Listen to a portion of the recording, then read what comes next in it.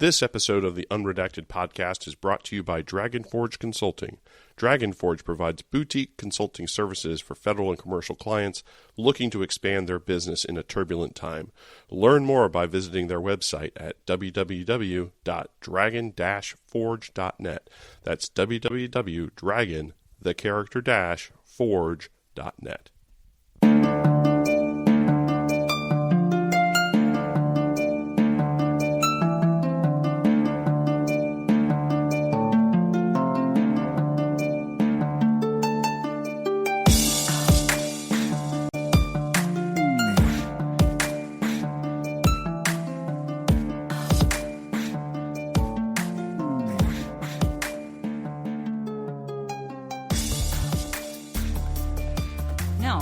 I go in blind. I don't know if the banter will be better or worse when I know what I'm talking about or not. Well, yeah. I mean, there's some like kind of blissful coolness to like. No, I don't know what we're talking about. I don't know what we're talking about. Just a general topic. Let's intro the topic that you actually don't know anything about. That's my favorite, though, because I get to learn. I think that's what makes I sound awful right now. That's what makes interest listening to me talk, because, I'm like discovering it in real time with you. I just hate when you're talking to somebody, like they have all the answers. And it's like, no, like we're going on a blissful journey together. I don't know what we're doing today either. It's like the guy with the sweater that everybody loves. Mr. Rogers. You didn't know you were all on the journey together. You're going to put on your sweater and your cozy slippers, and who knows what will happen. We don't know where we're headed. We should start a part of the intro where we let's put on our deaf attire. Let's see how many patches we can put on our jackets. No. I mean, not that I lived a life of absolute poverty. The thing that Mr. Rogers just blew my mind was like he came in with a pair of shoes and he sat down.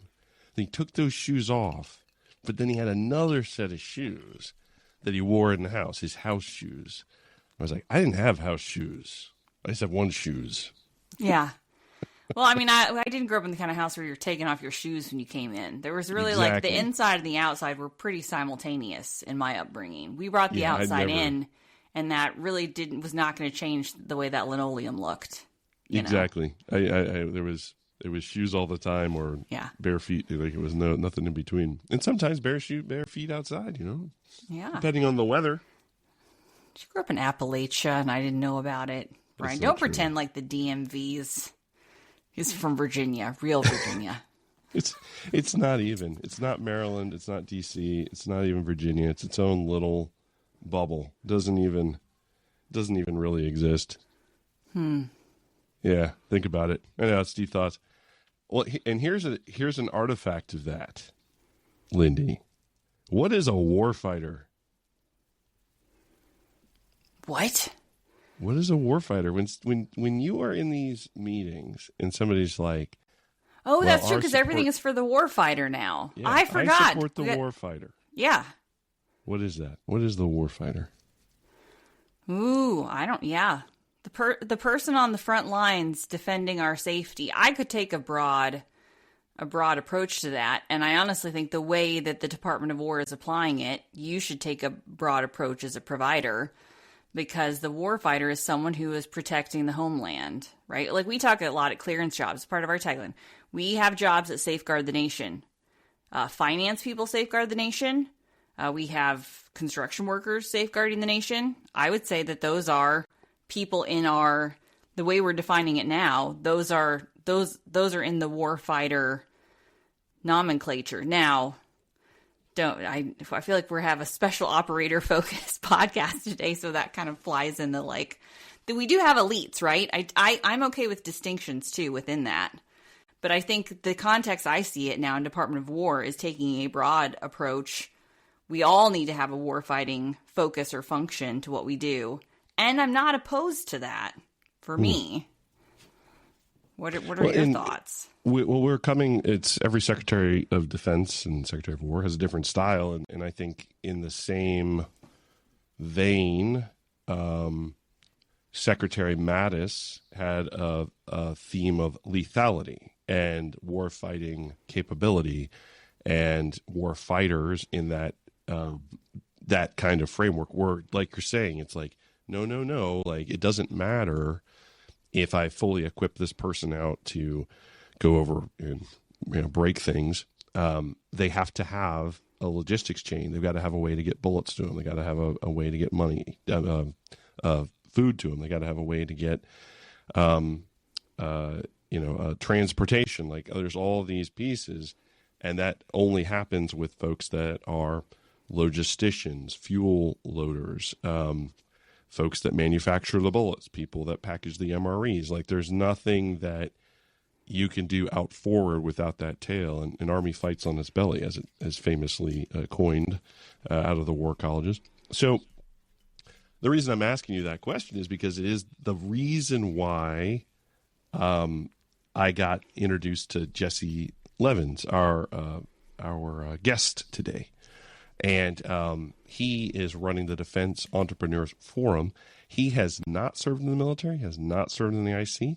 He has done mostly humanitarian work, and we'll hear his whole story in the course of the interview. But we started talking about, when we say warfighter, what do you mean? And it was a fascinating kind of entree into his view of it, because I'm not going to spoil anything, but why isn't a humanitarian worker a warfighter?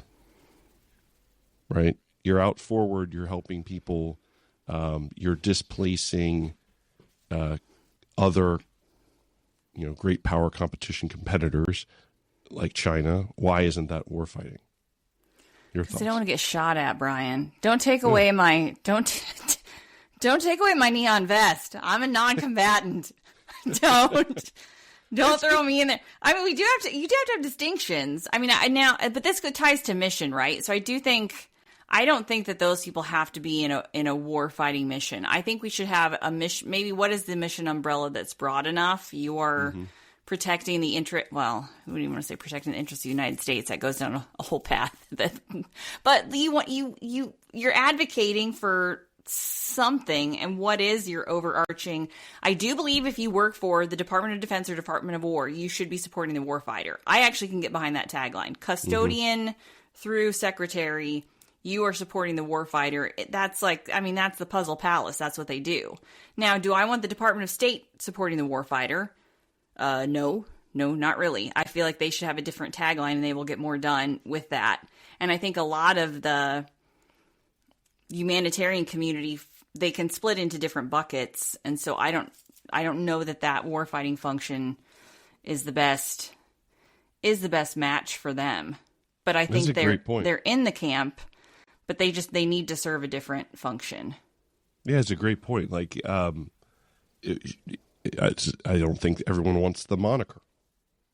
I mean, I support the Department of War in a contracting capacity. Do I think I should be considered a warfighter? Not really. I don't think so. I think I'm more like a logistician. I'm helping folks get the job done. When I was in government, did I consider myself a warfighter? No, because I wasn't. I'm not. I don't have a weapon. I'm not on the front line. And those divisions you're describing, like I think of humanitarian operations, relief operations as an instrument of national power. And if we are presently retracting from that and we're taking that instrument off the table, what's left? That means that all we have is war fighting. And just because we have a hammer doesn't mean every problem looks like a nail. And I don't know if that's your point, but I think it's a good point. I'm happy to make points that I didn't intend to make per the earlier part of this. I did listening to the podcast. I would describe it as rangy, As one of my favorite people, Sue Gordon, loves to have rangy conversations. She always you can't listen to a Sue Gordon podcast or conversation without it being rangy. And when I listened to this one, I was like, oh, that was a rangy conversation. You're reading so many of my different love languages, like mandatory service. Ooh, that's a good one. We got to talk about that sometime. Education as a national security imperative. I'll go down that trail. I mean, it does. It hits. It splices a lot of different ways, and I'm comfortable in a space where there aren't easy or one solution answers, and that seemed like a lot of the topics that are going to be addressed on this podcast is opening doors that don't necessarily have clear answers. Well, and I think the part that I would like to explore with you is that appropriate?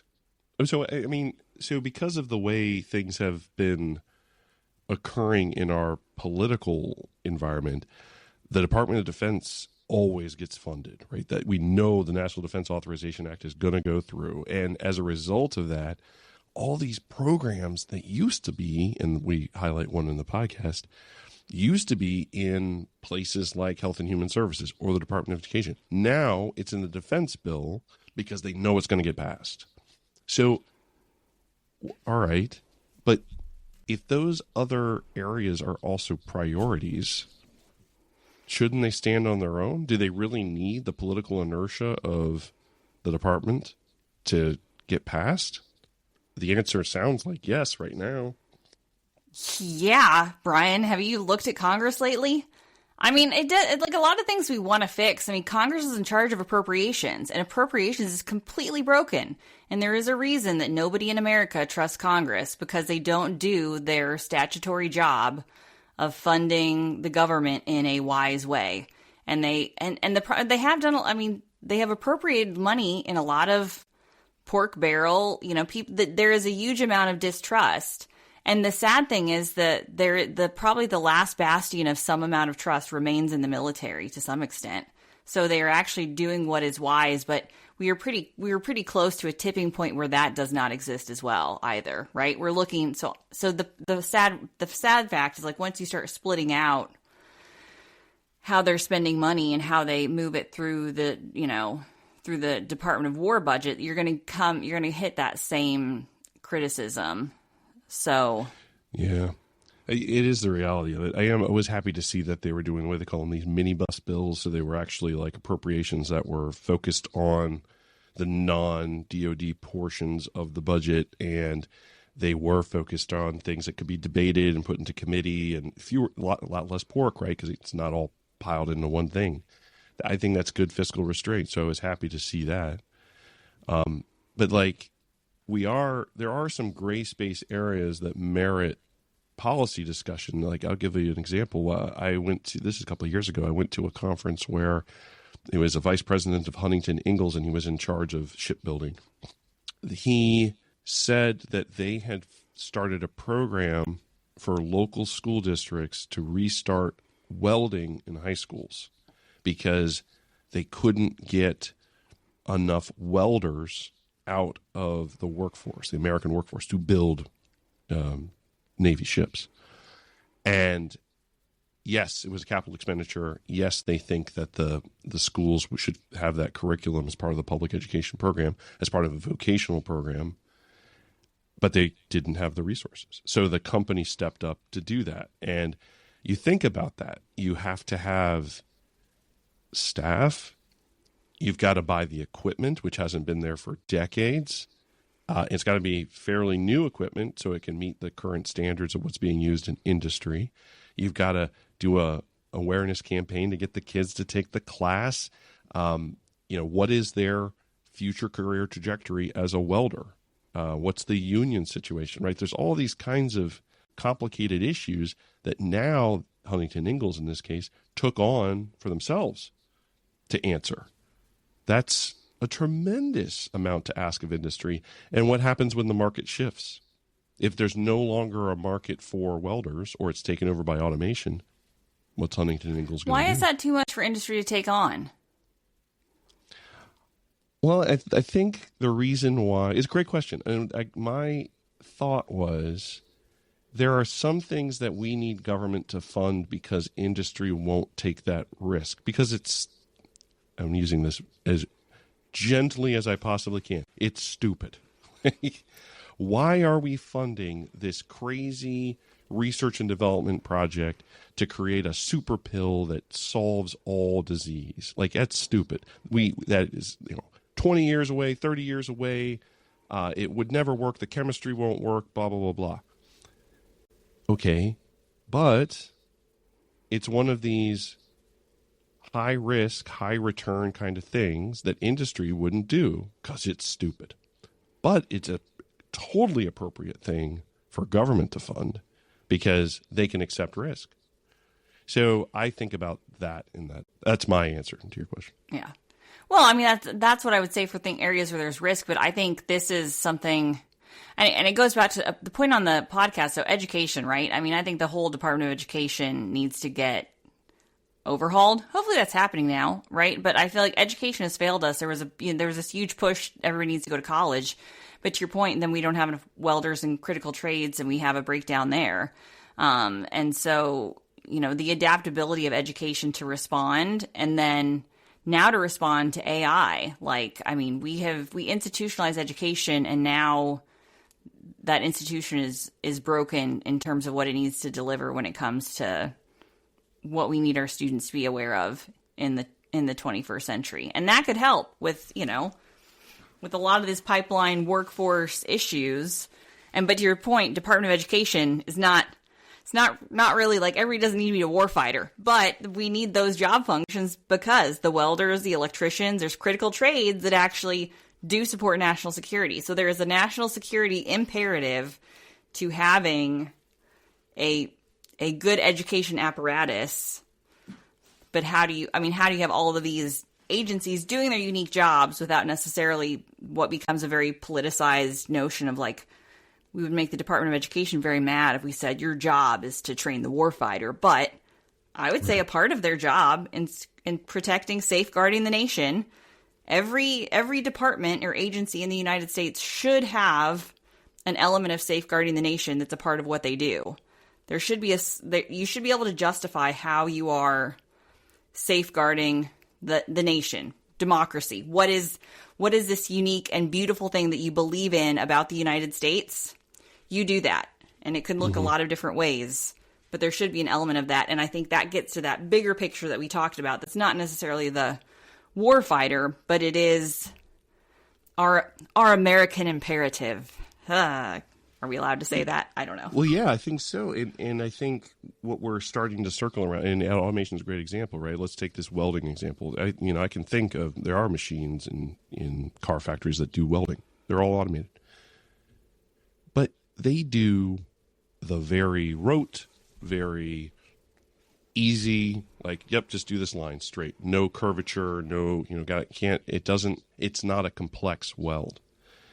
And when we talk about, let's say, these kids that are coming out of high school that have these welding skills, that's what they'd be really good at initially, right? That low-level stuff, that on-the-job training to do those easy welds and do them well, and then learn more complex ones from a more senior person, and then they become that senior person, right? I mean, there's a progression here. So there's an interesting kind of thing to explore as well, which is, if automation is going to take away low-level jobs, what are we doing to prop up folks that immediately exit from what I call blue-collar trade and learn that trade and become a master at that trade? And when they become a master, they can command a six-figure salary.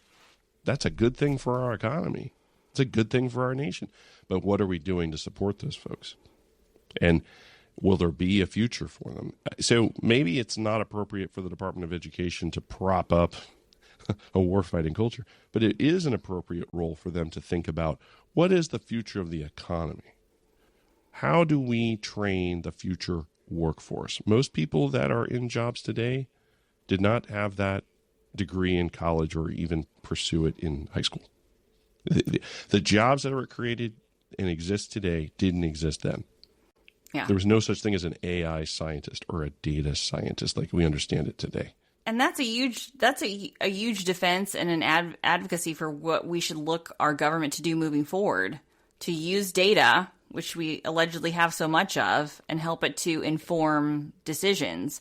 And I think that could help to increase the trust, right? I mean, conjecture changes, anecdotes change. I mean, people don't trust the data from the government either. But let's pretend they did. Yeah. And then have a Department of Education that is like, I think that would be like, because there's a lot of pushback, right, on Department of Education from all sides and all warranted. But if they said, hey, we're adjusting to reflect, we're leveraging data to create like that would justify the existence of a Department of Education in my mind. We are leveraging data to see, hey, these are the economic realities of, and again, China's doing that. So we can learn things from other countries too. Like where are the gaps in what skills that we have, and where can we? And it should shift, right? And that's where you get the states involved, because not every state has the same needs. I will say we're probably producing more welders in my good old state of Nebraska because they have high school programs to do that. Because we know not everybody goes to college in Nebraska. This is not baked into our culture. The culture is you got to get a job. So more trades. But the problem is there's not a lot of boats to build here in Nebraska either. So how do we get those people, out to Virginia, out to the Navy, to supporting those things, out to San Diego? And you don't do that without bridges and pathways to get you out of the middle of America into where the jobs are. Yeah, this will be our 9th podcast I think we're going to be putting out. And very proud of the arc of what we've been doing, because we're tackling some pretty big questions like this.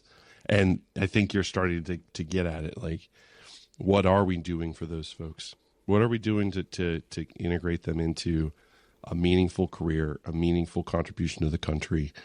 Obviously our optic is more on the national security piece of it, but there's other softer things here too, which are just like, what does it take to get a young person into the economy as a productive member, being able to raise a family, have a house? Like this is it. What does that take?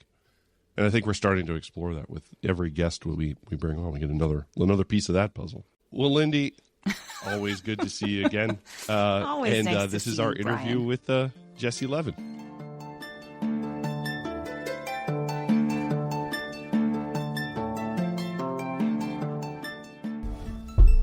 Hey, Jesse. Welcome. Thank you for having me. Yeah, it's great to see you again. So you've done these things a bunch of times now, haven't you? I'm trying to get it dialed, but yeah, I've been on a couple of these. Yeah. Does it feel like maybe too many? Maybe one too many? No, I've never really gone full send on the. I don't think it's an amazing medium. I actually enjoy them, especially the more informal kind of just the conversational format. So far not saturated, not overdone. I love them. Well, this is very formal though. Like we're gonna, no one can see this right now, but we have a tablecloth laid out with some candles. We're both in tuxedos. It's very formal. It's very intimidating. We can't have it so that, any schlub could start a podcast. We got to be... God forbid. Yeah, we got to keep it classy. You got the sport coat on. We're good to go here. Well, I did keep my coat on. I should probably take this off. But yeah, we're super happy to have you here and have you on the podcast. But, I know you fairly well now. We've gotten to go to a couple of events and talk about, I feel like, important issues, but... I don't think anyone else on the podcast kind of knows who you are. So do you mind kind of telling us your history, your background a little? Sure. So since about 2007, I've been doing what we call cultural mediation work. And that started, I was in Panama doing all kinds of stuff. I actually went down there before I finished college at Babson. And in 2006 and 2007, there was all kinds of wild foreign direct investment activity going on. And a lot of stuff, 15 to 20 years ahead of the curve in more remote regions of the country, where back then there was a lot of, no roads, very inaccessible, but there was mining, there was foreign direct investment, there were kind of subsistence indigenous villages on riverheads, and a lot of narco trafficking along the Caribbean basin. So folks were getting, hurt and disappearing, and we kind of got exposed through various projects to the power of humanitarian assistance, disaster response as a capacity building tool. So spent about 4 or 5 years down there doing all kinds of wild stuff, running around, phased out of that. Spent some time in Haiti doing search and rescue after the earthquake, ended up staying there for a year. And then, long story short, came back to the States 2011 and started this thing called Tactivate, which to keep a very convoluted and complicated model simple, when folks from the soft community would go on terminal leave, some IC folks, some first responders, we would actually launch physical brick and mortar businesses with them as a way to teach how the skills are relevant post-service. So body language, dynamics, how private sector is different from serving on an ODA or otherwise. And we had learned just rubbing against these folks, like how incredible they were, the EQ, they speak 6 languages, and there's just a huge disconnect in civil society and the private sector. Like, yes, the quip of, veterans are tremendous assets, but there's just still this massive disconnect. And how do we actually activate and empower that asset class in the private sector? So we started this thing where we were launching co-working spaces and climbing gyms and nightclubs, all this weird stuff. And we wouldn't advertise the fact that we were working with veterans. But as an example, we had this bar in Miami where before you could, buy a drink, we'd say, hey, you know how to put on a tourniquet? Or do you know what like situational awareness means? And we were always looking to gamify, ways to introduce this idea of being capable of service and capacity building at the local level. And we found by bringing veterans and first responders and entrepreneurs and artists and NGOs all together in these really weird spaces, it was a really cool way to build these informal networks in this capacity. And then the money we'd make doing that, because we bootstrap these things and get to cash flow pretty quickly on some of them. We then in turn would fund all volunteer, humanitarian assistance, disaster response, contested logistics operations in disaster zones and in conflict zones around the world. We'd self-fund. We weren't really necessarily an NGO, but people would just know we were there and send us, help us out and send us money. But inevitably, because we were in a place, we got in very early and we had built a logistics supply chain or communications infrastructure. We oftentimes, would stay and get contracted and asked to help in any number of, ways. Yeah, so we'll talk about this model real quick. Is that to me, I think there's a little bit of magic here because it's not as formal, but it is organized, right? So it's like you're going to come and do a thing before the fun starts, and then the fun is more professional networking, linking, connecting. Is that a characterization? Yeah, especially so. There's two distinct sides. Like there's the whole startup world side of it, which is one beast, right? And then there's the stuff we were doing, like the Philippines and Hades and Ukraines of the world.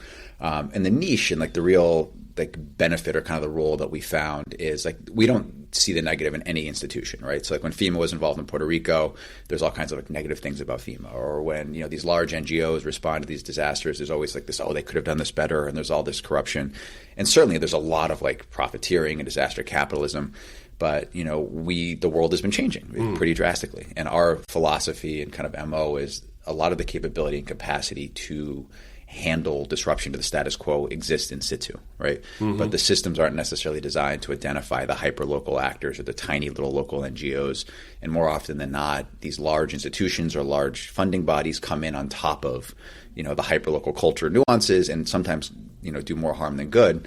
And on top of that, these environments are ripe for malign influence to come in and take advantage. Right. So by getting in, self-funding, not having to wait for contracting, not having to deal with all of the bureaucracy and slowness and security protocols, we just show up and we're very good at finding whether it's the cab driver or the business owner or whomever in these various AOs and getting behind them to support them, and then providing kind of this connective interstitial tissue with the more formal apparatus, be it, DOD or state or NGOs or otherwise. It's very cool. I think it's a very, very cool model. And now you are taking over something called the Defense Entrepreneurs Forum?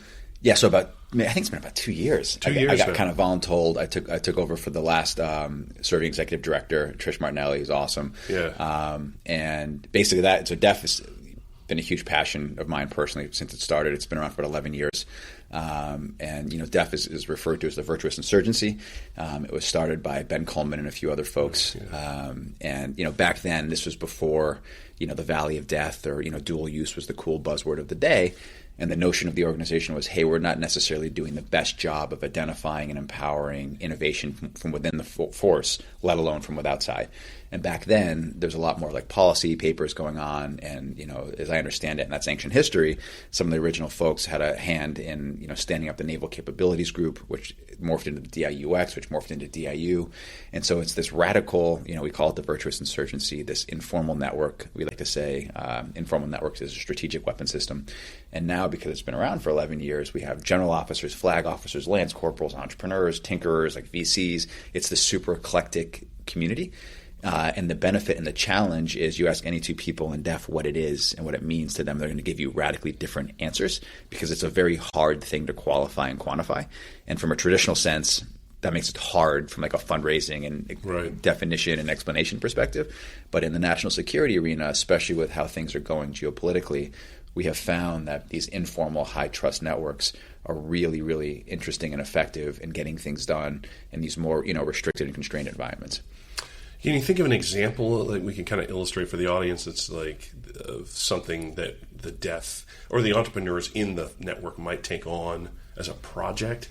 So, again, like pick your geography. So like Afghan evac, like a ton of folks were really spun up and involved with a number of the efforts, like the more prominent efforts that, Operation, there's Pineapple Express, there is, Afghan evac, I don't even remember at this point, but folks were heavily involved in that. And, in Ukraine, we actually spent 2.5 years right after that started, the DEF network was instrumental in providing like really early connections into GUR and like, various, entities over there. And that would enable us we literally hitchhiked into Ukraine, maybe 3 or 4 days after kinetic activity restarted in 2022. And by the end of the first week, we had a cross-border, logistics apparatus, and we had, all the vehicles and warehousing and support we needed because of informal relationships and high trust. We show up, we had a handshake, and because one guy introduced us to another guy, and because of who vouched for us through the DEF network, we were operational. And no money, no contracting. It was a handshake and like let's rock and roll. So. And trust is built further by performing as a team in theater, right? Yeah, I mean these are so that. When we initially showed up there, again, our model was all volunteer. And because I would say DEF inherently in its DNA is a very non-transactional organization. And, we'd like to say, like anyone who really shows up and leans in and wants to be a helper first is going to be able to benefit tremendously. There's tremendous ROI from leaning in and like keeping a sense on what's going on in the environment and, identifying who you can help and not looking for anything reciprocal. But because of that, people will kind of understand that you're kind of one of the good guys, as it were, and will want to reciprocate, right? So it just kind of works itself out, and because we weren't looking to contract and we didn't need to get paid, and we were just there to help to do our best. People can kind of sense that, right? It just grows from there. So I'm going to push on this model a little bit and say kind of like what a detractor might say. Not that I necessarily subscribe to this view, just that. Someone might argue that the reason we have a contracting system and the security protocols, and it's all risk mitigation, and you and I have agreed on this piece of paper that says you will do these things and I will do these things, and so usually it's one way. You're doing this for me as the government. And as you're kind of pointing into, that comes with a bureaucracy, a process.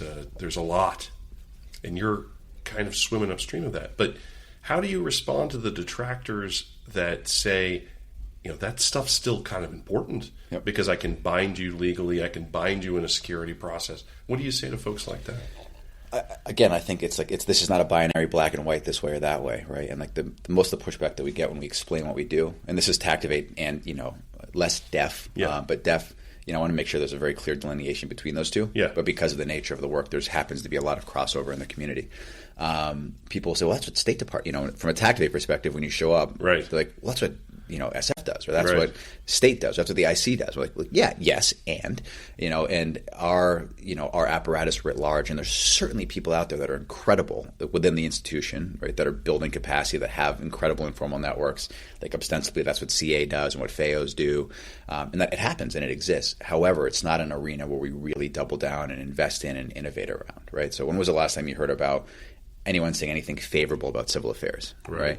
And these are the folks that are supposed to have the long-standing like domestic relationships and have the the continuity of the network and are able to kind of contribute to the force.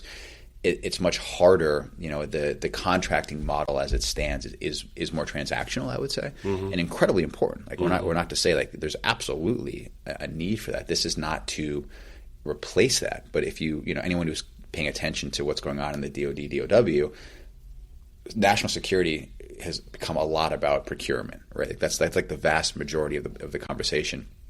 And that's clearly our process needs to be fixed, right? And we are making tremendous strides, and from domestic capacity to rapid procurement models. There's a lot of incredible work being done, but the world is also still functioning and traveling at 1,000,000 miles an hour, and there's gray space. And before the more traditional conventional actors, and again, this is not at all to imply there are not professional contractors and firms doing all of this kind of stuff, right? But to give you kind of a case study as an example, in Ukraine, there weren't a lot of folks running around for the first year and a half, 2 years, right? And all the major, bigger contractors, and I'm speaking in grandiose terms, were sitting in Zhezhou and going to these big conferences and saying, well, as soon as the government starts paying, we'll go. But irrespective of what your geopolitical perspective is on Ukraine, there's still stuff going on and things to be done. And one side of that is huge, massive capital flows and capacity was being formed in wildly unconventional ways, which I would argue is net new, given the amount of it wasn't tens of millions, it was hundreds of millions coming in from organizations and individuals that have no business in the space and that weren't interested in making money, but they, for whatever reason, were very patriotically inclined to support, right? And they were doing really kinetic stuff, and things were being executed for pennies on the dollar, if not for free, using volunteer labor. And we're not talking about setting up warming huts and providing internet. We're talking about outfitting frontline units, training, providing comms infrastructure, and all kinds of other things that are even more aggressive, arguably with charitable dollars, right? And there's a whole weird gray area there you've got to be careful about. But that's a capability, and I would call it an informal resource system that we should be radically aware of as an institution, because before our apparatus can get up and running, and there's all these issues in these countries with corruption and process and legality, and it's very hard to do business. But we need the contractors to scale and for production, and this is not there's no place for them. But I would argue there is a time and in situations where there's another bucket of capability, capacity, and funding and development that's really powerful. And I got off track, but what was happening in Ukraine is the lesson that we ingested kind of more broadly domestically is well, drones have changed the face of warfare. Drones, we need to send hardware. We need to, Ukraine's this amazing sandbox, and we need to test. And for a long time, and I would argue still, a lot of the hardware, because of the EW environment or otherwise, wasn't doing too well, and big firms were using it as we flew in Ukraine and stamp of approval to go out and raise tons of money. And these are all, this is in a very American way of ingesting a problem set, right? We need to sell things, and we can provide the best hardware. When in actuality, the hardware production, the Ukrainians did an incredible job out of necessity and existential threat of creating that capacity and capability domestically, right? Right. And they certainly needed help, to scale. But if we really wanted to help, it's in dollars, it's not in hardware, right? And the lessons that I don't think we examined or ingested well enough as an institution was, okay, maybe it's less about the hardware and the drones, which is a thing, but how did the Ukrainians spin up and maintain resilience and countering a far larger foe for so long? What were the whole of society dynamics? How did these private sector companies, insurance companies, you name it, every babushka to every 12-year-old was involved in the effort, right? What were those dynamics? What did that look like? How did that function? How did the decentralized command model early on enable efficacy of operations? Right? Mm-hmm. And as things changed, it became more centralized and it became more conventional. But there's a huge period where it was wildly unconventional, and I don't think that makes it bad. I think it's a critical element that we should we would be well served to examine how the traditional ecosystem and traditional contractors can play better with that bucket of resources. It's what I thought about as you were describing. Yes, it is a very American approach to addressing problems. If you think about natural disasters, there's often this impulse from Americans. It's you'll see a child that's in distress and it's I want to adopt that child. Out of context, of course, it's well, that kid probably still has parents or at least some other family that's there. And the impulse for us to intervene, extract, and we're going to get you out of that dangerous situation. Maybe that's right. Maybe it's not. But if you were to work with any of these charitable organizations that actually do disaster relief, such as Activate, I would, and you tell me if you have a different view, but it's actually, we need the aid. We need arms and legs. We need water. If you can give us those things, that's very helpful. We don't need to start an adoption agency. Yeah, I mean, look, I've responded, I don't know, 30, like, I don't know at this point, a ton of like major international disasters, and like you never know. Like one solution is not applicable to the next, right? Like there's no one size fits all. And the challenge with these larger NGOs is there's like very standard SOPs, and there's a thing that they do. And again, like that's not bad, but that's an ism, right? And I would even say, like, look, it depends. I think the same argument applies. I'll use Puerto Rico as an example. FEMA was like the responding kind of orchestrating agency because Puerto Rico, and a lot of Americans don't know this, is America. It is, right. Yeah, funny. American citizens live there. Yes. Funny how that works. But it was also more indicative of an international response environment, right? Yes. And FEMA is just, a lot of people have a misunderstanding of what FEMA can do. Like they are predominantly a funding and resource agency. Right. The only like direct operational thing that they do is search and rescue, right? They are only as effective as like the local government that they can get behind to support. And in the case of Puerto Rico, it was like, oh my God, we've had this massive incident. We need food and water. So the organizations, the money was all about bringing in like huge, pallets and pallets and like tens of thousands of bottles of water and MREs. And if you actually went out into the field, which was a bit difficult early on, you'd have like a chainsaw and you had to like speak the language. We'd gotten a Jeep and like just drove out there and like holy smokes, like there's all these local pandarias, like these local, and everyone knew the storm was coming, so they stocked up. They had generator, they had gas, they had tons of food, and the issue was, and this was like maybe a couple weeks, like there's always an acute period, like you got to just like there's an acute life-saving, we need food, we need water, we need shelter, we need medical, right? But that goes away really quickly.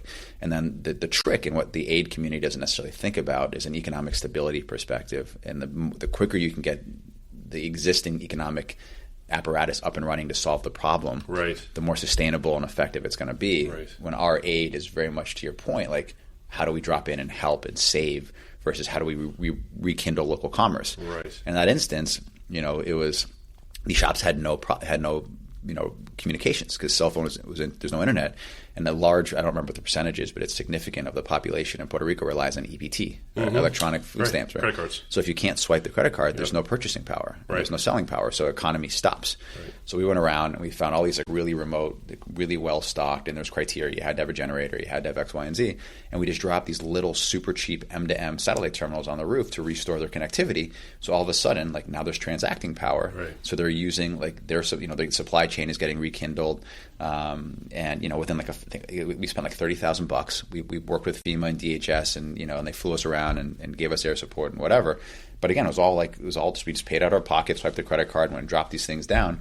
And within the first like week or two, there was $3 million of local transactions that went through these terminals, and for like a critical food security perspective.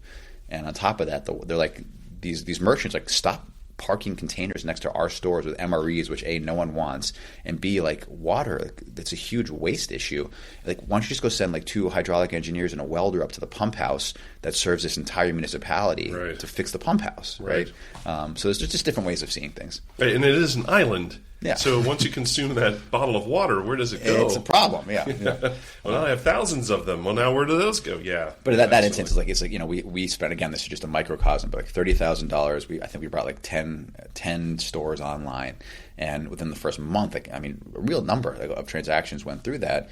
And thank God we got reimbursed by this like local economic stability foundation. Says, hey guys, we see the value in this. Like, here's a check for $30K. Thank you, right? Yeah. And that's cheap compared to like the hundreds of millions of dollars we were spending on like bringing in food and water from abroad. So this is interesting because you're kind of I'm going to put the words in your mouth and you kind of test me here, but you're talking about scale, like being able to do something discrete and focused, and let's solve the problem in a short-term way. But then, and I'm taking us back to Ukraine, there is a place for scale and very large contractors, but may not be in the beginning. It may be toward the middle, toward the end.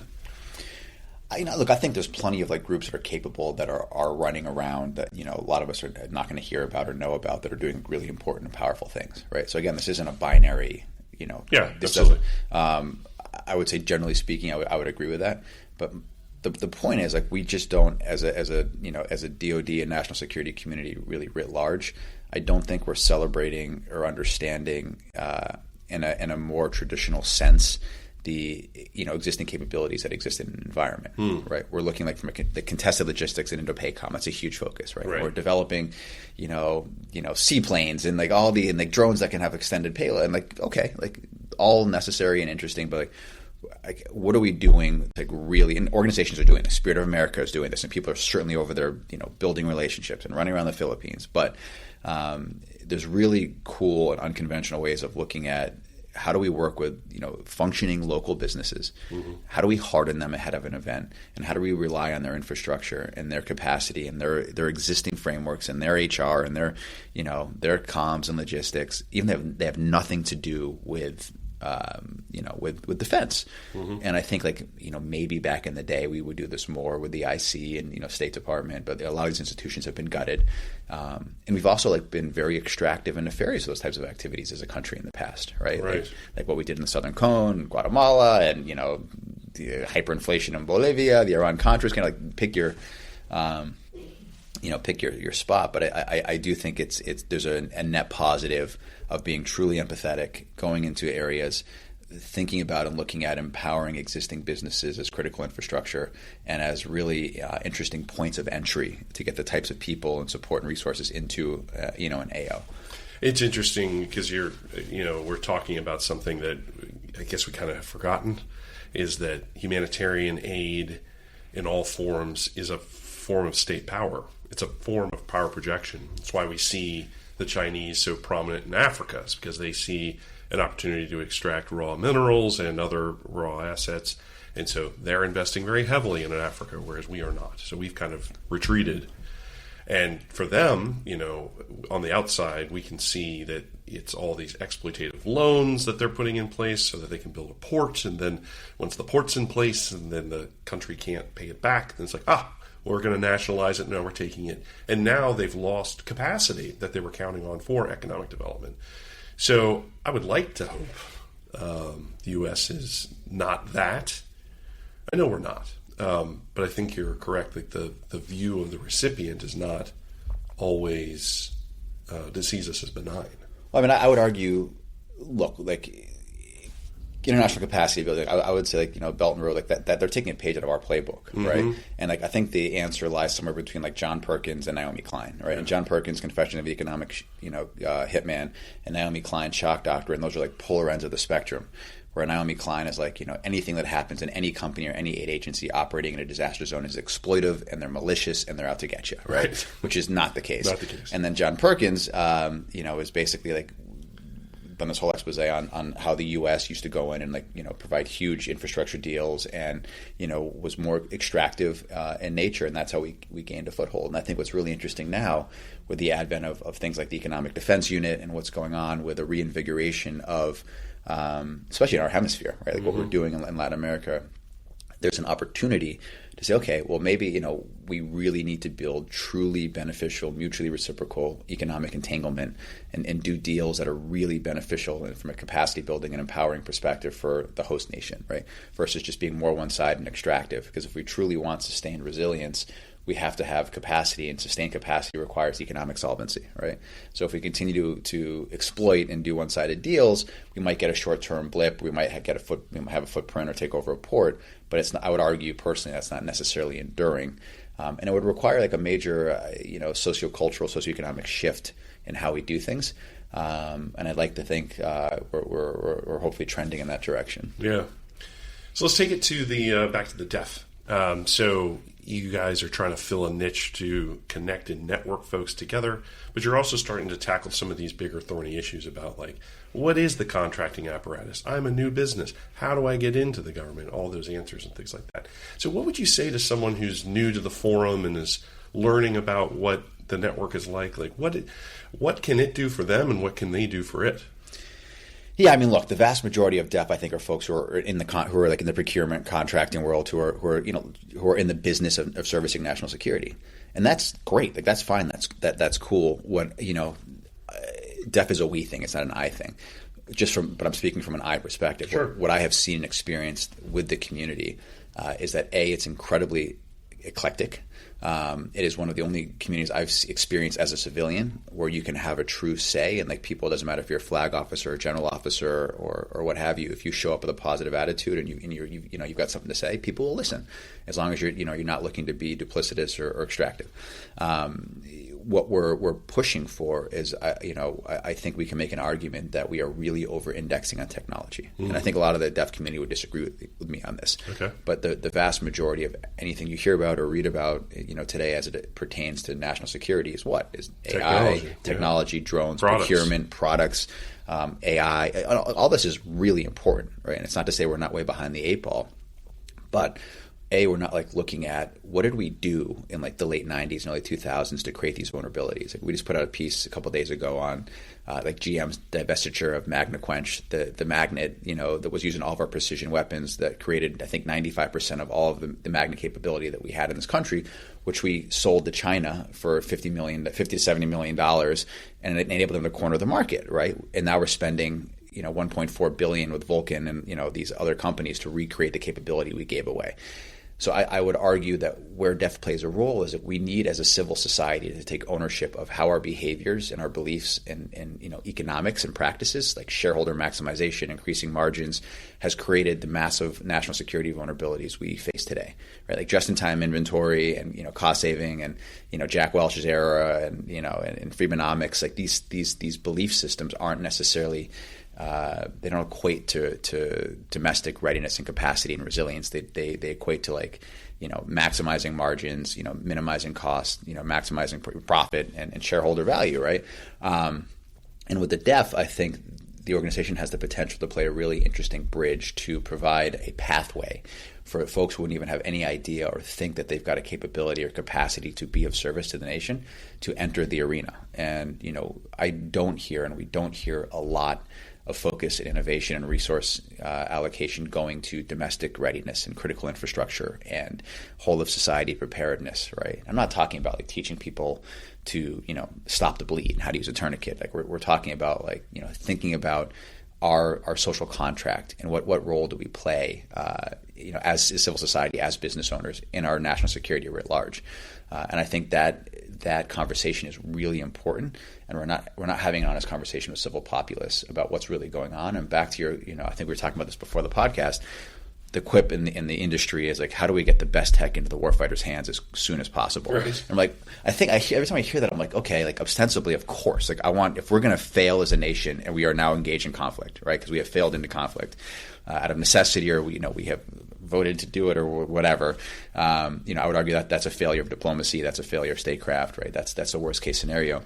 And then if we were going to send, our warfighters out to deal with this, they better be the best equipped, right? But we think about the rules of engagement. It's this very interesting dichotomy of civil society and imposing these really difficult situations on top of our warfighters that once we have sent them into harm's way, are like, no, you need to get shot at first before you can defend yourself.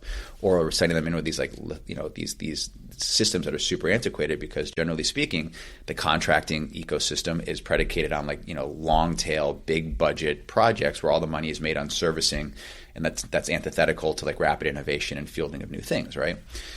So yes, a lot needs to be done into arming and preparing these folks. I completely agree with the tenet of that philosophy. But who's our warfighter, right? Who's actually running around in these environments? And there's a lot more going on in Africa than most people realize from a kinetic perspective. We certainly have people in the field.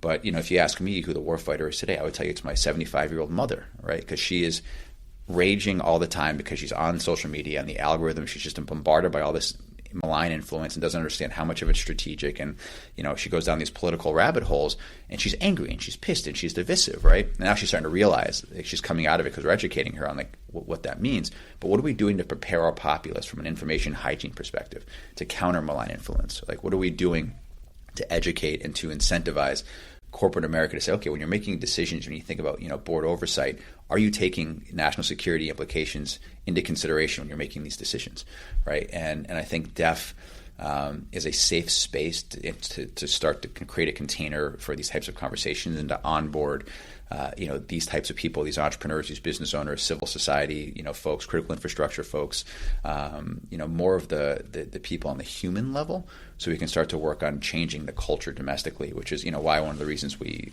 are, toying with this river house, this social club for national security. Yeah, tell us about that.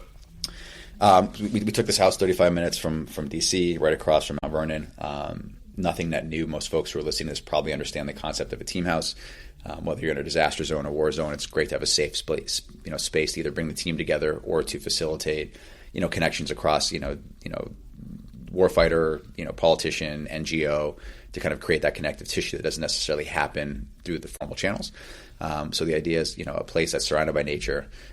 It's accessible by DC. It is a bit of a hike. It's 40 minutes if there's traffic or snow. It's a lot more. But we just got a boat to hopefully deal with that. But a place people can let their hair down. They can feel safe. We can have these conversations that aren't necessarily happening within the Beltway, and we can just use it as a forcing function in a different type of setting to make sure we're colliding and bringing the right people together. And one of the sayings we have within DEF is we work to increase the surface area for serendipity and national security, right? So we never know what the outcome is going to be. The organization has done a bad job of qualifying and quantifying all of these collisions that have happened, but if material outcomes have happened as a result of something someone met at DEF, or someone got a contract funded, or the team was built. So that's what we're doing there. Yeah, and I just came from one of those events. I thought it was outstanding, and I've already started some new conversations with folks, and I'm hoping we'll lead to some cool opportunities. So I'm still very, very grateful for that invitation. You hit on a topic we have tried to cover here with a couple of different speakers, and we're going to weave that together, I think, in this conversation. The information environment's absolutely polluted. I think that we, as Americans, don't fully appreciate how bad it is. And I've said this before publicly, and I don't mind saying it again, is that the impulse to regulate TikTok was the right one for lots of reasons. And the big one for me is that if you were able to view TikTok as a Chinese national on continent, you would see something very different from what you would see in the regular commercial platform. For the continent, they have positive statements about the direction of China, highlighting the contributions of their citizens in science, technology, the arts. It's a very positive space that highlights Chinese culture. If you look, anyone who spends time on TikTok in the States, it's just garbage. Yeah. It's just garbage. Do you think that's an accident? Right. I don't. Right. Yeah. Right? The Chinese know more about us culturally than we know about them. Yep. And we are, I won't say blissfully ignorant, we're just straight ignorant. We don't invest in the cultural exploration to understand who are these people. I keep hearing these noises like they're the adversary, they're going to invade Taiwan, on and on and on. Maybe that's true, but a good way to avoid a conflict is to absolutely understand who you're dealing with and potentially start to have a conversation around, maybe there's another way we could go about this. I'm so happy you brought that up. Yeah. I mean, that's like the crux at everything we do, right? And it's we are phenomenal as a nation at othering, right? And like this binary, black and white, us versus them, our way is, and it's funny because we learn growing up as a kid, like if you are lucky to be empowered or have something, like you don't want to be a bully, you want to be humble, you want to you don't want to be on the playground beating your chest. Like if it's good, people will come to you, right? And you will and yet we act as a nation very antithetically to that. And there was a book. I always get the two confused. It's either The New Rules of War or War Without Rules that came out of China, I think maybe in the late 90s. And these two, I think they're colonels, they basically wrote from their philosophies, we will be the most powerful nation. Like we don't prescribe to the Western norms and cultures. Like for us, everything's on the table. Cheating, stealing doesn't matter because within the lexicon of our culture and our framework, we will be the best. Period. Right. Now, from our lens, culturally, we're hold that doesn't prescribe to international law and rules and But we have to think about it. I think we're really hypocritical as a nation, and I want to be very careful because I am incredibly patriotic. I'm incredibly thankful for what we have. We are so privileged. There's no place like America. But I think we've bastardized that. I think we've taken that for granted, right? And I will agree the TikTok and misinformation, blind influence. Guess what? China's a strategy. We don't have a cohesive strategy. We don't have a true north as a nation.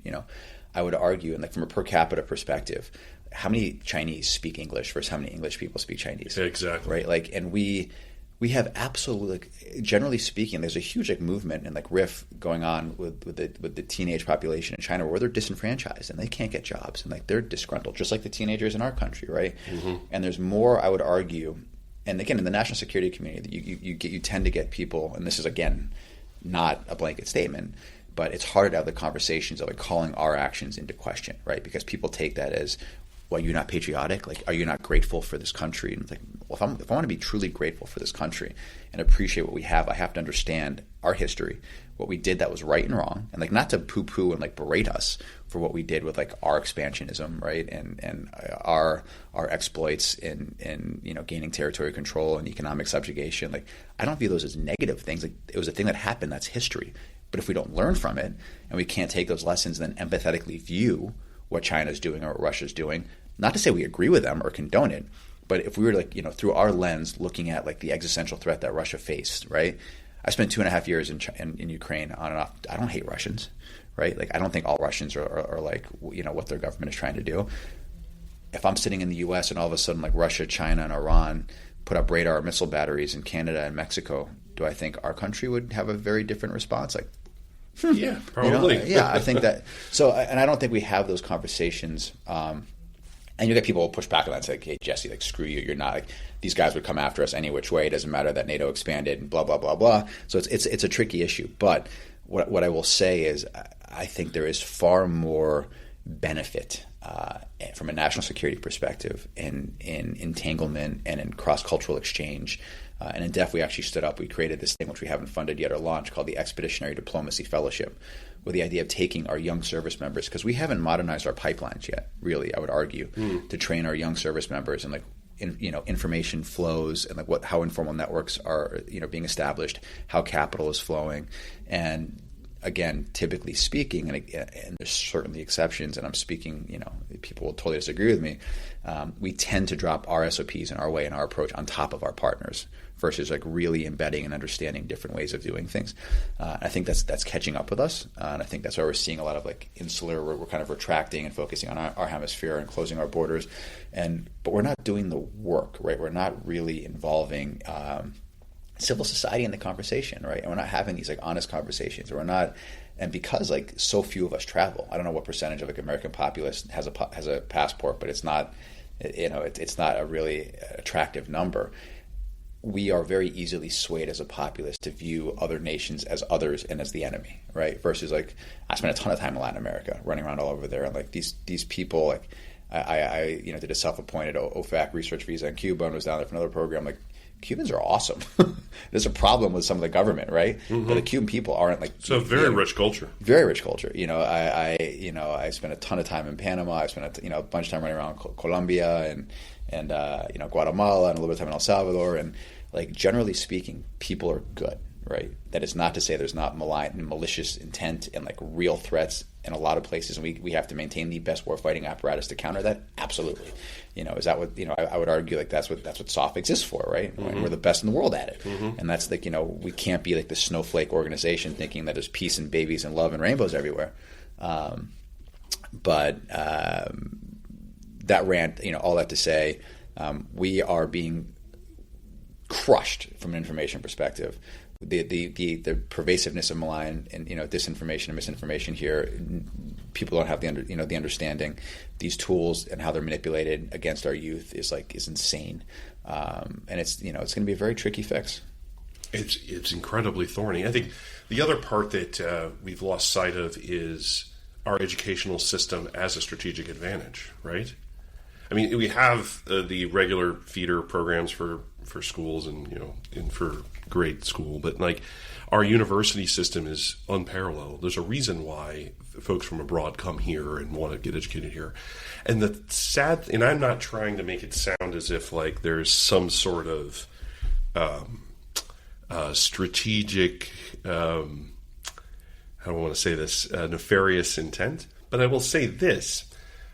I think it's a great privilege and an honor if we bring someone from a foreign country to our university system and they get educated here and they say, you know what, I'd like to stay here. I'm sorry, too bad you can't get out. No, you got to go, yeah. Right? that's part of one of the failures of the visioning of our immigration system. And that's a hot button topic, and I'm sure I'm going to get plenty of comments in the feed for this. But so one of the things that I'm going to tell a story that I heard at the FBI, which I think is compelling. And I got this from a senior agent who eventually, retired out as an assistant director. And he was telling a story during the Soviet Union. They had a potential defector who was ready to leave, but she was still affiliated with the Soviet Union and wasn't quite convinced. So they had her come to Washington. She's up in FBI headquarters, and they're doing some debriefing. Said, "Hey, do you want to get lunch?" And she says, "Yes, let's get lunch. Let's walk out and go outside," and so forth. So, they thought that was a positive sign. She's starting to trust them, and that was great. So they walk downstairs to this little deli, and they're getting some food, and she goes, "I want to go to a real cafe. This is clearly Western theater, like very much the Soviet propaganda reflection. This is just theater. Like, well, we could go we can go here. There's lots of good places." And she's like, "It's all theater. I don't believe it." And she wouldn't let it go. Like, she wouldn't go to eat. So they said, "Okay, well, let's drive outside of the city. Well, we'll go somewhere else." And you can go. So they take her to a place just out across the river in the Arlington kind of area. Theater, every time. And they said, "You know what? I'm going to drive. You tell me where to go, and you tell me where to stop. And wherever we stop is where we'll stop." She goes, "Okay, fine." So they go. They get nearly down to Woodbridge, Virginia. So for those of us not in the D.C. area, that's about 25 miles away from D.C. And she says, "Pull over here." They pull over off one of these exits, and they get to a grocery store. And she walks into this place, and tears just pour down her face, because now she realizes in that moment, when she is in total control, that all the things she's been told since a child were all lies. There is abundance here in the West, and there is scarcity in the East. And that's when she's like, "Yep, I will do whatever needs to happen." Right? She was then committed as a full-fledged, asset. That's kind of on the extreme end, right? We have folks that are considerably further left of that, who just see the value and goodness of America and the opportunity of America. And I think our entryway is our educational system. But the way we've structured policies is, once you're done, get out. Yeah. You're done, get out. And I think our strategic advantage could be, those are good, smart folks that we want to have employed and build our economy. And our economic strength, of course, always yields lots of benefits for everybody. But it also gets us down to a place where people think about attacking America less when our equities are tied. Yep. The Chinese would be less inclined to attack us if they felt their economic equities were aligned. We're now seeing that unwind, and that is troubling. Yep. So what can we do to restore international faith in our economy and our people and our culture? That, to me, feels like the initiative. But as you were saying, nope, products. Yeah, I mean, stuff. I love that you brought that up. I view that in two ways. Like, one is our educational system writ large and how we're preparing our populace for modern day reality, and then two is like the educational system is a tool for diplomacy, right? And I think in both counts we're failing. I was actually talking to Justin Finelli about this the other day. It was the Navy CTO, brilliant deep thinker, and he's an adjunct professor at Georgetown. Yeah. And I won't use his example, his story, but basically what's happening in the educational system is, adjunct professors are like more practitioners, right? And they have field experience, and yet these institutions, even though we've called into question the efficacy of these larger research institute, these colleges and like our academics, they're getting rid of adjunct professors in favor of more like tenure professors who are the academics and researchers, which means they're taking like the real world, practitioners out of the equation from the educational pipeline, which is a really important part of it, right? I would argue this is from the domestic perspective, our entire educational system has not yet been adapted and modernized to prepare the civil society for today's realities. We're still very much industrialized. Yes. We punish creative thinking. Energy and entrepreneurialism is not is not fostered, even though we say I would argue our greatest national asset is the entrepreneurial prowess of the American people. But we don't teach for that, right? We teach for industrialization and And the second part, and that's why I think we're seeing like a huge like resurgence in like popularity in trade schools, and with AI coming, like it's wild the shift that we are going to, by hook or crook, have to deal with this in the very near term. Right? Yes. As a diplomacy tool, it's like really interesting because in one instance, it is another vector of attack, right? Like Confucius Institutes, like China was very involved in our academic institutions, are very involved in funding, and like another example, a bit of a tangential corollary is even though all this money we're spending through like the Critical Minerals Forum and the Economic Defense Unit to revitalize our critical mineral production infrastructure, China was still, after all of this, the largest buyer from Mountain Pass mine, which was I think it was in the early 90s. We were into the 2000s. We were the largest exporter of critical mineral substrate, right? And then China undercut us, and all the mines shut down around the world. But even when we reinvigorated that, and all of the consolidations and acquisitions went through, and Mountain Pass is being reopened, the largest buyer is China. And that's still, I would argue, with our that same philosophy within our academic institutions is at play, and that we are inviting over, which is a good thing, all of these foreign nationals to study in our school. But we don't talk about the economics of that. Like these institutions are making a lot of money off of that, which is fine. But to your point, like with the visas and the immigration policies, when we're taking this incredible talent and maybe they've been exposed to the American way of life and are really interested in staying involved, we make it very difficult for them, right? And we negate any goodwill that might have been generated or any exposure to a culture that might have rubbed off, which is really a sad thing. And we have to be very aware of like the fact that is a very open and accessible vector and our vulnerability for these folks who come over and get involved with these companies, and we can't view it as like IP theft, because in their mind it's like it's not theft, it's just an is. Like that's what we do. We come over, we get exposed, and we're going to make our country better, right? And that's a reality we have to come to terms with and figure out how to mitigate.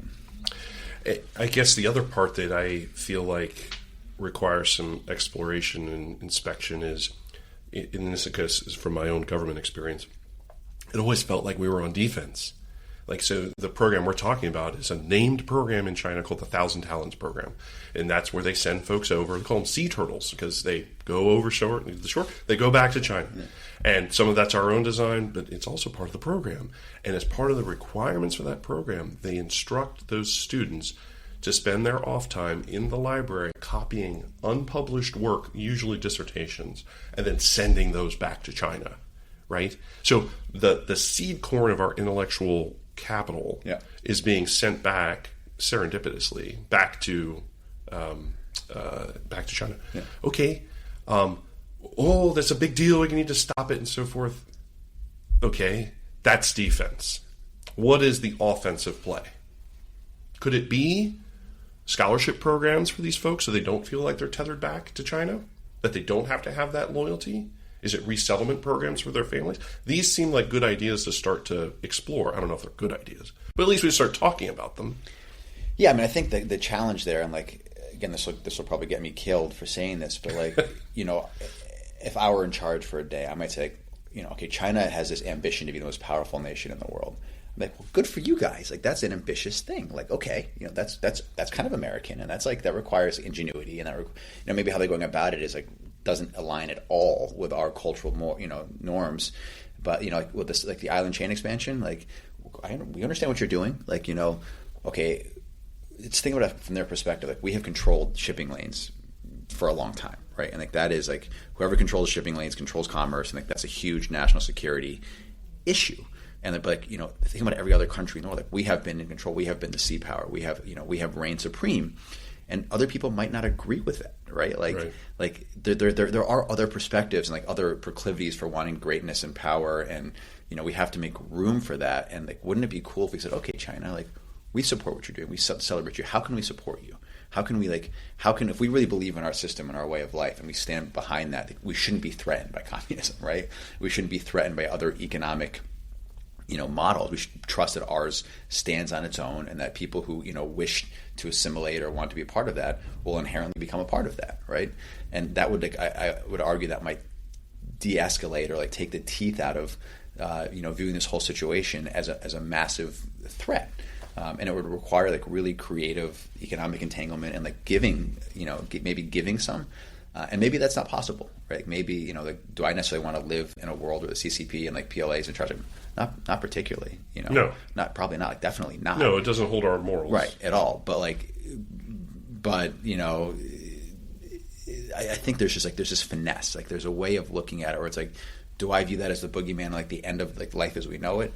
No. Like, do I think there can be space for that in respect to like their geography? Like, oh, sure, okay. But I don't think the way that we're looking at it and dealing with it is an effective buffer for us, an effective deterrent, or enabling us to cobble and create the capacity we need to effectively compete. Because I think a lot of that work needs to be done at civil society level and the infrastructure level, and quite frankly, like cultural. Like, what are we fighting for as a nation? What is our true north? Right. And I don't think we can answer that right now. Well, and I think also Ronald Reagan was right, wasn't he? Maybe get me shot. But we have a better, air quotes, product. Living in America is a much better proposition than living under any repressive regime. Absolutely, and you could insert China, you could Iran, and North Korea. I think we got it okay here. Yeah. It's not so bad. Yeah. But I think confidence, like you're saying, confidence in that model is what we need to exude. Right. And there is a lot to be said for, hey, no, if you think it's cool to go about and you want to go control those sea lanes, great. You do have some responsibilities, though. Right. And that means pop, whatever those things are. Good luck, yeah. Yeah, you got to deal with the piracy issues. Yeah. You got to deal with the smuggling. You got to deal with that. Well, we don't want to deal with those things. Then you don't want to be a leader. Right. Right? Because all of those things hurt you and hurt us. They hurt us all. That's a collective good. You need to be responsible for that. They're not going to sign up for that. And I wonder if we let that be, like how quickly people would revert to like, oh, it wasn't so bad with Absolutely. America, right? Absolutely. And I think that from like an international perspective is the same thing we're facing domestically, where if we want our systems to work, we need a really engaged, well-informed civil populace. And right now, what do we have? A highly apathetic, super divisive, disengaged civil populace. Yes. Right. And so I think we've really taken cynical too. Cynical. I think I understand why, but I think we've bastardized the privilege of what it means to be an American, and people have become like lazy and tired and so desensitized and overwhelmed by the bombardment of misinformation and all of like the negativity that they are no longer engaged in the process, and our process doesn't work unless civil society is engaged with it to provide checks and balances. It's all about clicks and anger and. Well, I mean, I also think so. Back to the clicks comment, I think that we are an addicted population. Yeah, right. Like, absolutely. Not just fentanyl that's killing us, but we are like consumed by media, and so we're not engaged, right? And we're not informed. And by the way, this is like in a lot of China's like domestic propaganda. It's like, look how hard it is to be in the U.S. Like look at the healthcare system. Yeah. Like look how much better our system is, right? Yeah. And I'm like a solo entrepreneur, right? Do you know what it costs me to have a halfway decent insurance policy? It's $1,000 a month, right? With a material out, and it's very difficult. There's a lot of our systems that are broken, and I bring that up because our population is tired. And it's a difficult environment to live in, and the job environment's really scary. And it's hard to just exist, let alone be involved and to have the bandwidth to take a vested interest. Right. So I think when I talk about there needing to be a massive like cultural zeitgeist and to flip the switch and be okay, well, first of all, we have to understand and acknowledge that we are incredibly lucky, and that this is like we have it really good, right? And if we don't like things, we can't keep looking to others to fix it. We can either scroll and complain and bitch and moan, or we can take action. And we have really not taken action as a civil society collectively in productive ways for a really long time. And I think getting back to like why I'm very passionate about deaf is I think that we need. Like, look, Red Cross isn't exactly what it used to be. Peace Corps isn't really a thing anymore. Not everyone's putting on the uniform. Like, if you said to me, like, tomorrow, like, Jesse, if you could do one thing to save the world, what would it be? Yeah. Like, okay, I want every high schooler to have to become a volunteer EMT and firefighter and to serve for a year. And I want mandatory funded 6-month international travel with a service band, right? And then It's a great idea. I think that people would realize, like, okay, we're not as divided as we think. It doesn't matter, when you work in a local fire department, you've got white collar, blue collar, rich, poor, no one, black, white, green, gay, no one cares. You're in service to community collectively, and that changes your DNA and your framework and your lexicon and perspective and world of the view of the world. And if we start at the local level, utilizing infrastructure we have, that will over time systemically permeate into the system. Yeah, that's a great idea. But because now we don't have like a lot of opportunities for kids to get involved with it. We don't really teach civics. Like people don't even know how our system really works. We are not honest about our history, you know. And again, like it's a hot button topic because anyone who's like saying negative things about the Americans, what we did, are not patriotic and they're not American, right? Which I would push back against. But organizations like DEF, and you've got like Noble Reach and Tech Force, what they're doing is super cool. There's all these you've got Det 201, which is an interesting model in the Army. There's all these like cool programs that are emerging that are allowing unique talent within the population to be of service. I think we need to broaden that aperture and look at what that looks like from more of a humanities perspective, and from like diplomacy, statecraft, history, science. To get more folks, involved with like taking onus of, as an individual, I have a role to play and a commitment to being a part of the national security apparatus, right? And I think organizations like DEF and these can play a role, in helping to at least have people around the dinner table to have that conversation as a starter. And that's what has to start, right? It's like, and we have lost, in addition to what you're describing in terms of like in touch with our humanity, we've also lost our collective community perspective. Yeah. Like one of the things I like about coming from the intelligence community is that it is a community. I can sit with somebody and we will have a common experience because we probably work the same targets, either directly or kind of around it. And the defense community used to be that way too, because it was Soviet Union, right? We all had something tied back to it. And we've lost that because it's gotten fractured. Yep. Right? We're doing all sorts of stuff. I mean, case example, what is the highest level of research funded by, like what's the category? I'll say it a different way. What's the highest funded category of research in the Defense Department budget? Science, technology, all the things we do. What do you think is the one thing it's focused on the most? Energetics. Cancer.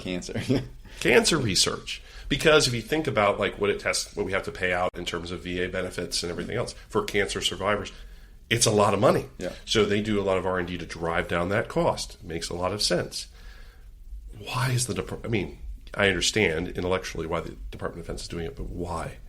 Why isn't that given over to Health and Human Services? Why isn't that being pushed to other pieces of the government? Yeah, I think Michelle Hochul is a really interesting expert in this arena. This is not my field, so I can't really speak to it. But like I know there's a huge decrease in funding for sciences right now, right? And like health, like the health of our population, like there's no health and education. Like what better investments from a national security budget exist, right? Yeah, exactly. And I was talking to someone the other day that said, like, I don't remember who this was, but they said like might have been Justin again, actually. It's like quantifiably, like for every dollar spent, like this has been proven, right? The most beneficial thing you can do is to like, make sure kids in kindergarten get lunch. Yes. Right. Like, and because like that has like these amplifying effects. These second order and tertiary effects.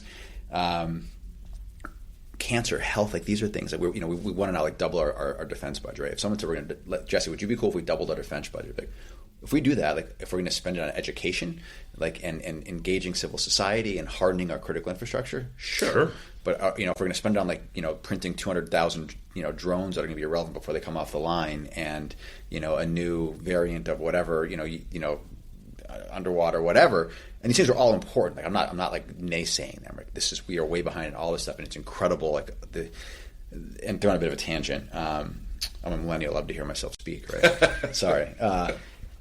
I think a huge trend is we're going to see a huge backlash in all the PE and VC entering the arena, right? Like it's a net positive that this is all going on, but the capital stacks and like the way these deals are being structured and all, like there's so much VC coming into the space that has no idea about the space, right. And it's cool that it's like the cool kid thing to want to be in, and it's a form of nationalism and patriotism that people are investing, which is good.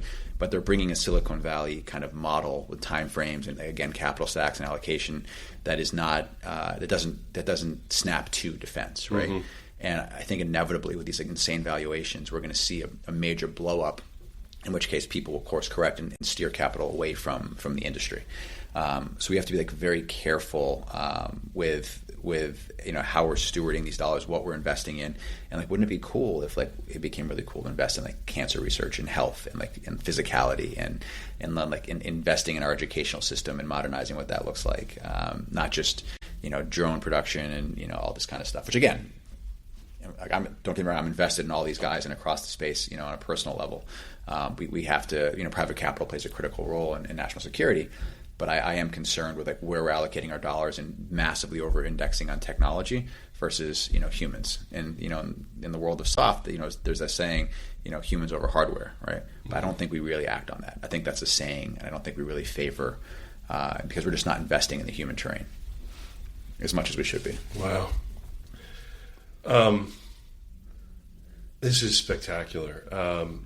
I've gotten a lot out of this conversation. But Jesse, is there something else you'd like to cover? Something else you want to mention to the group? I just talked at you for an hour. I think. I think it's great. No, look, I would end on saying I am incredibly bullish. I believe in our country. I think right now it's an incredibly fascinating time. There are more people on the inside who are younger, who have been in service for 15 to 20 years, who've come up through the system and the ranks, who are in major positions of power and influence, who really have the best interests of this country in mind, right? And there's all these really disruptive programs, economic development programs, creative funding mechanisms, departments, and recruitment and retention.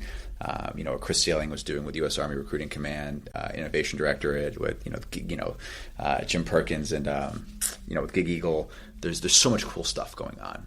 I just think we really need to double down on potentially viewing our nation's greatest asset as the entrepreneurial prowess of our people, and figuring out how to really engage and involve the population in these conversations, and having a more honest conversation with the fact that we are very much, if you want to look at it through this lens, involved in World War III actively right now. And we can't keep saying it's just irregular warfare and othering IW, gray zone activity as this other thing. Because malign influence, economic coercion, misinformation, this is the conventional front of today, and we are on the front lines, and we're not acknowledging that. I think to the greatest extent that we should be. Wow, we're going to leave it there. Cool. Thanks for Jesse, having me. Thank you for coming on, and thank you for all you're doing. Likewise. It's awesome. Appreciate it. I'm Lindy Kaiser. And I'm Brian Drake. And this has been the Unredacted Podcast.